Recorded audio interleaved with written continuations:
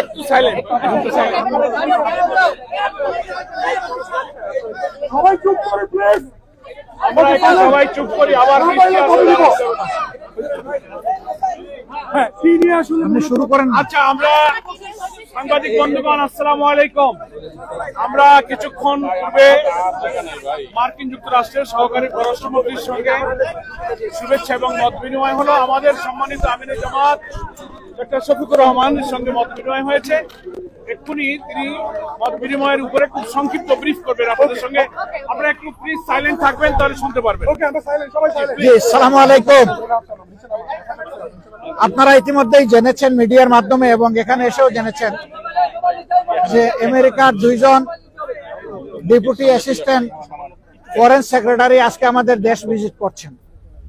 আমাদের সাথে এটা তাদের দ্বিতীয় মিটিং। এর আগে তারা বিভিন্ন পাবলিক এবং প্রাইভেট বিশ্ববিদ্যালয়ের বিসিদের সাথে বসেছিলেন। সেখানে মত বিনিময় করার পরে রাজনৈতিক দল হিসেবে আমাদের সাথে তারা প্রথম বসেছেন। তাদের সাথে আমাদের খোলামেলা কথা হয়েছে। তারা বাংলাদেশের বর্তমান রাজনৈতিক অবস্থা জানতে চেয়েছেন।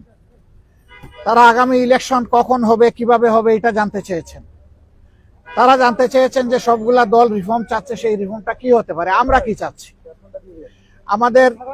আমরা যদি আগামীতে দেশের দায়িত্ব পাইতে হলে আমাদের ইকোনমিক পলিসি এবং ফরেন রিলেশনটা কেমন হবে।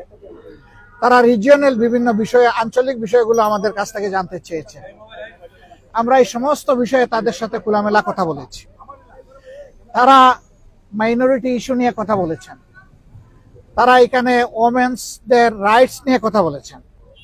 তারা লেবার রাইটস নিয়ে কথা বলেছেন। আমরা এই সবগুলা বিষয়ে তাদের সাথে কনভারসেশন করেছি। এর পাশাপাশি আমরা তাদেরকে অনুরোধ করেছি যে আমাদের দেশ এখন একটা ক্রিটিক্যাল জাংচারে আছে, একটা ক্রুশিয়াল টাইম পাস করছে। এই সময় আমেরিকার পক্ষ থেকে 37% যে ট্যারিফ ইম্পোজ করা হয়েছে, এটা যেন তারা পুনর্বিবেচনা করেন। এবং আমরা অনুরোধ করেছি আমাদের এই অনুরোধ তারা যেন পৌঁছে দেন। আমরা জানি ইতিমধ্যে আমাদের সরকারের পক্ষ থেকে একই অনুরোধ ফরমাল চিঠির মাধ্যমে জানানো হয়েছে। আমরা আশা করি যে তারা এইটুকু উপলব্ধি করে আমাদেরকে সহযোগিতা করবেন। এবং আমরা কমিটমেন্ট বলেছি যে অলরেডি আমরা ডেমোক্রেটিক নর্মসের উপরে কমিটমেন্ট।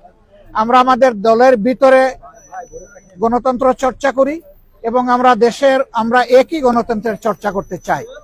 এর জন্য আমাদের যা করণীয় তাই আমরা করব। উদাহরণস্বরূপ আমরা বলেছি যে প্রত্যেকটা ক্রেডিবল ইলেকশনে আমরা অংশগ্রহণ করেছি, কম হোক বেশি হোক সংসদের ভিতরে আমাদের সংসদ সদস্য ছিলেন।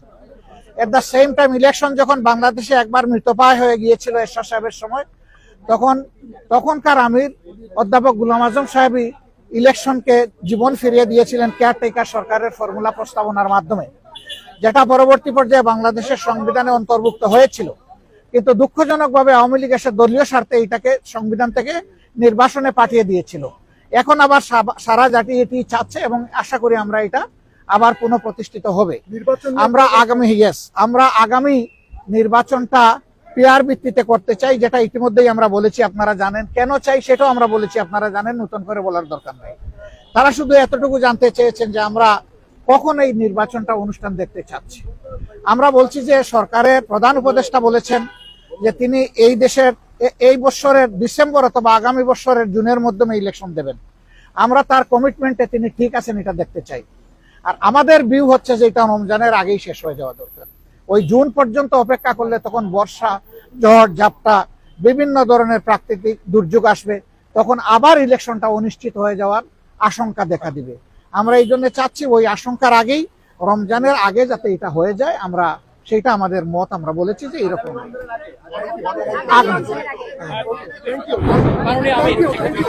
আগামী রমজান না, আগামী রমজান শুধু না, আগামী প্রথম রমজান।